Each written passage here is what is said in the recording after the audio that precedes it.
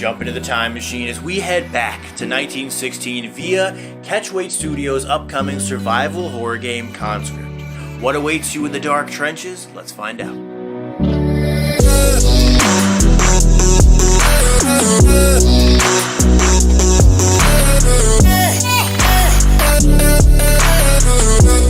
So with Game Maker, usually people gravitate more towards platformers, right? So with you, how come, what made you go for a top-down view instead? I mean, I remember when I was first drafting out ideas of what I wanted to make, a 2D platformer was on the cards. Well, it wouldn't really be a platformer. If it was a horror game, it'd be like a kind of Lone Survivor style. But I felt like there hadn't really been a top-down survival horror game. And, you know, like I was kind of saying, if I could go back and just learn 3D off the bat, Conscript would probably, you know, fixed camera kind of classic style game, but it's just kind of really how it worked out. And so I kind of understood the limits of Game Maker and just decided to make a top-down game instead. And there's not really many games like it. You know, there's not a lot of World War I games on the market either at this point. What was the inspiration behind that one? Well, that actually was one of the main inspirations, the fact that it hadn't really been done, or at least not to my satisfaction. Like, I've always been interested in history, and like I have a history degree, and I knew kind of from the very early days that I wanted to make a game that centered around history. And I know that's kind of broad, but at the time I hadn't really settled on a particular time period. And so at first I was kind of testing out different time periods. I was thinking about doing World War II, World War I, all these different kind of things, and then realized like World War I just goes so well with horror, and like you said, it just hasn't really been done before. And I just felt like,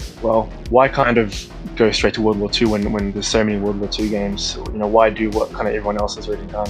All right, so you said you've been working on it for about 5 years now. So kind of walk me through where the vision started and kind of where it is right now, and then kind of that development process between. I say 5 years, which is the truth, because it's been 5 years since I first ever started learning how to do game development. And like technically the project that I started on is still the same project that I'm working on now, if that makes sense. But the game has changed like a lot in that time. And because when you're first starting, like you're just constantly making mistakes, you're constantly having to redo things, remake things. For the first 2 years, probably, it was just a lot of prototyping and making different concepts. Like Conscript as it is now didn't really exist until probably late 2019. I want to say. So all the time before that was just spent like making a lot of mistakes and going through different concepts and different kind of prototypes and basically just learning. What kind of proved to be the most difficult aspect of that as you were starting this game? Everything has been hard because just coming from no experience, like having to teach myself how to code. I mean, that was probably the hardest, to be honest, because that was just kind of an area of my brain that I just never used before. I feel like I've been more artistically inclined, especially when I was younger. So that area of the process kind of came a bit quicker to me, and kind of the aesthetics part of everything. But as far as like trying to do logic and code and trying to build a project from the ground up, that was hard. And I'm still learning, like to this day, I'm still like learning new techniques. So I kind of look at this project like, yeah, it's going to be my first project and hopefully, you know, it's successful and all that, but it's also kind of like an education for me as well. That's how I like to look at it. Walk me through the story behind Conscript, okay? Well, tell me about kind of what it is about, how it evolves. The game takes place during the First World War in a particular battle called the Battle of Verdun, and you play as a particular French soldier who basically is conscripted into war, and he gets conscripted with his younger brother. And basically, you know, as survival horror games, things will go wrong and your brother goes missing, and that's kind of the overarching motivation for everything you're doing in the game, you know, in terms of narrative. In terms of the story itself, is this a more linear story? Is it going to have, you know, multiple endings, maybe, you know, decisions that change the story's trajectory itself? Kind of how does that work in the game? If everything goes to plan and I can execute on my vision that I have, there will be multiple endings and a few different kind of branching, I wouldn't call them branching paths, but different decisions that will result in slightly different gameplay experiences. So with the world that the game takes place in itself, talk to me about how open that world is. Is it much more linear, or will players be able to explore? How's that going to work? From a level design perspective, it is quite varied. You've got kind of the main area of the game, which is the area that's in the public demo, where it's very similar to the mansion from Resident Evil 1 and the police station from Resident Evil 2. It's very similarly designed to that, in that it's not, I don't know, you wouldn't call it Metroidvania, I guess, but it kind of is similar to a Metroidvania in that you're backtracking and you're coming across areas that you've been before with new keys and new items and stuff like that. And then some levels further on in the game will become slightly more linear, and then they'll open up again into something more exploratory. It's quite varied. It's not like open world or anything. It's also not entirely linear. So with the level design itself, talk to me about the most difficult aspect of kind of crafting that world, especially with, with horror games. It's very different than, an action game in the sense where you have to create a more claustrophobic environment. You have to kind of suck players in a little bit more and make them feel the surroundings. And for you, it's almost more challenging because it's top down.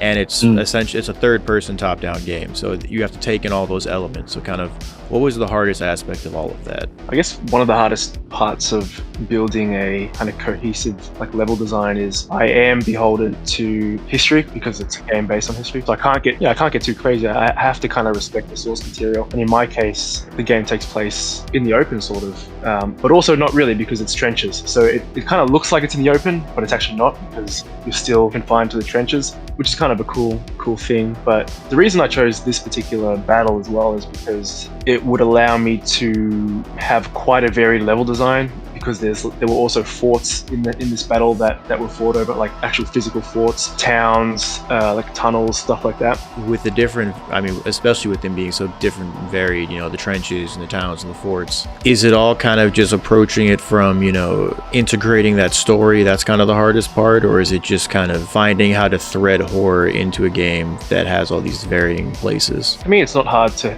thread horror, because the reason I chose WW1 is because it is by default so horrific. So to be honest, it's not hard to create horror, because throughout this whole process, it's all based on history. Most of the things from the game are just inspired from real life documents, real life primary sources, real life photos. So in a way, I don't have to get too crazy. I can just kind of look to history, and World War I was horrific. So it's not that challenging to weave the horror in. I'm not trying to educate per se. It's not like an educational game, but if someone can come away from playing it with kind of a newfound understanding of the First World War and the conditions of the First World War, then I'm happy. With this game, talk to me about the gameplay, right? So you talked about kind of the shotgun, branch out, tell me about the different weapons players are going to use, kind of how are you just going to find them within the map? Are they unlockable? How's that going to work? The weapons, you can find them everywhere. There's a merchant system in the game. In the game, you trade cigarettes with him, and in the trenches there were kind of miniature cigarette economies, if you will. So I kind of took that idea and kind of exaggerated it. You'll find weapons and items everywhere, basically as a reward for exploration. Is there like a crafting or like a customization system within the game? In terms of customization, I suppose the closest thing is upgrading weapons. Crafting wise, it's basically exactly like the original 3 Resident Evils, where it's not really crafting like modern, how you would think of a modern game's crafting, but it's more like combining items to create different things. So with this game, what's the roadmap in 2022 look like for you? So you have the demo out now. Is there kind of a release window you have in mind? Is it kind of not something you've planned on yet? Kind of what's this year going to hold for the game? Release window wise, I'm thinking if everything goes to plan, it'll probably have to be sometime next year. Early to mid next year. But when you were developing this game, one thing with demos is you get a lot of player feedback.